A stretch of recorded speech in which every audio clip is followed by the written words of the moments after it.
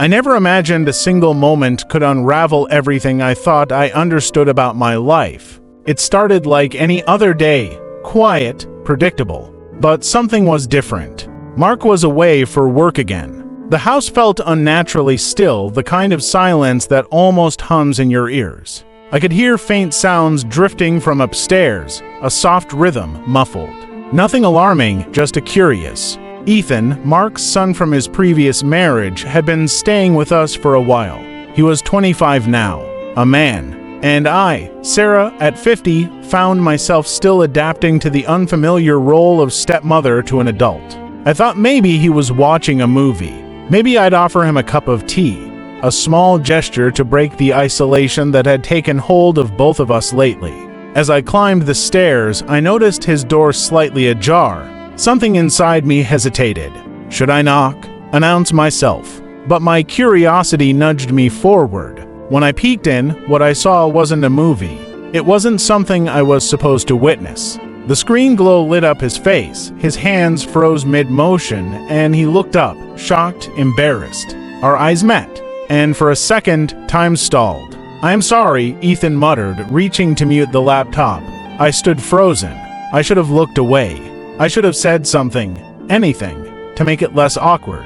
But I couldn't. I was paralyzed by discomfort, by confusion, by the growing awareness that this moment had shifted something between us. I should have knocked, I whispered, finally. My voice sounded foreign, small. Neither of us knew what to say after that. The heavy silence, that night, we didn't speak. Dinner was silent. No eye contact, no casual chatter. Just clinking forks and the weight of unspoken tension. The next few days passed like that, pretending everything was normal. Smiles that didn't reach the eyes. Conversations that stopped before they began. Then, one afternoon, Ethan surprised me. He sat next to me on the couch, his hands fidgeting, voice shaky. "Sarah, about the other day, I didn't mean for that to happen. I'm sorry. I don't want things to be weird." I looked at him. He was trying, and I owed him that much. "Trust me," I said, forcing a half smile. "Life has given me more awkward moments than I can count." We both laughed, softly, and for the first time since that day, the air between us felt lighter, but not entirely clear. What he confessed next, just as the tension began to dissolve, Ethan said something that caught me off guard. "Guess we're even now," he mumbled, almost to himself. I raised an eyebrow. "What do you mean?" He hesitated, clearly debating whether to speak. Then, eyes low, he added quietly, "I saw you once, too. You didn't know. But I never forgot it." His words hit me like a jolt. I didn't ask when. I didn't ask what. I didn't want to know. But I could feel the dynamic between us shifting again. A blurred line. From then on, small things became charged. Harmless glances that lingered too long. Accidental touches that neither of us acknowledged but didn't entirely avoid either. We spent more time together. Movies, meals, shared silences. It was subtle, but I felt it. That unspoken current. That strange magnetism. I knew it was wrong, not in action, but in emotion. The line between familiarity and something else was blurring. I told myself I was imagining it, that it would pass. But it didn't. One night, unable to sleep, I found myself standing outside his room. The door was slightly open, the same soft glow spilling out. He was asleep. Peaceful. Innocent. I should have walked away. But I didn't. I stepped in, not to do anything, not even to speak, just to feel something I couldn't name. And that's when I saw something else. Something small but personal.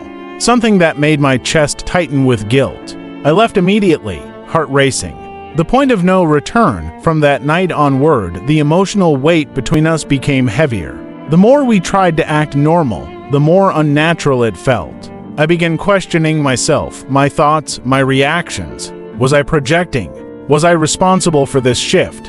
Or had it been growing, silently, long before I noticed? What had once been silence was now something louder. A complicated, unnamed connection. And though no lines had been crossed in action, the heart doesn't always follow rules. And I feared mine had already stepped too far. The days that followed were wrapped in a strange calm, not peace, but a calm that comes just before a storm. Ethan and I went back to our routines, but everything was colored by quiet awareness.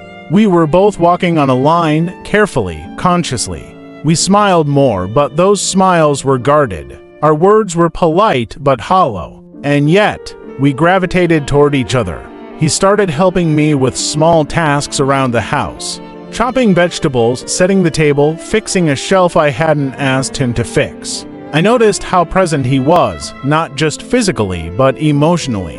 Attentive, tuned in, watching me with eyes that seemed to search for meaning in the ordinary. And I hated how aware I had become of him. His presence, his laughter, the way he looked at me when he thought I wasn't looking. One rainy afternoon, it was raining hard one afternoon. The kind of rain that makes the house feel even quieter. I was curled up on the sofa with a book when Ethan walked in, damp from the porch. He sat across from me, silent for a while. Then he spoke. "Do you ever feel like something in your life shifted before you were ready?" His words hung there, heavy. I closed my book and met his gaze. "Yes, more than once." He nodded, then looked away. I think that's what happened to me. I didn't expect to feel the way I do, and I don't know what to do with it. I swallowed hard. My fingers tightened around the spine of the book. "Ethan, some feelings aren't meant to be acted on. Some things exist just to teach us about our limits and our humanity." He looked up.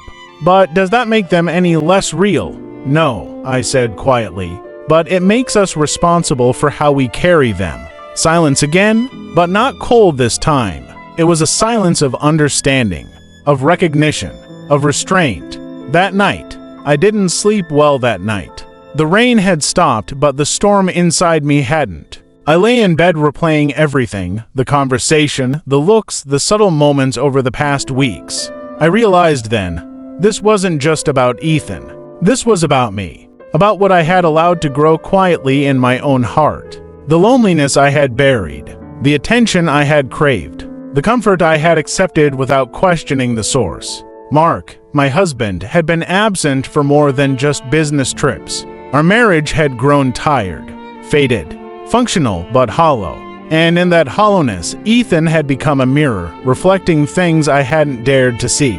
I wept softly into my pillow, not out of shame, but out of deep, aching clarity. Something had to change. Drawing the line, the next morning I made a decision. Over breakfast, I asked Ethan if we could talk.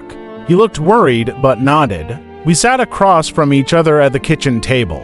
"I need to be honest with you," I said. "What's been happening between us? The silence, the closeness, the confusion, it's real. But it's not right. And we both know it." He looked down, then back up.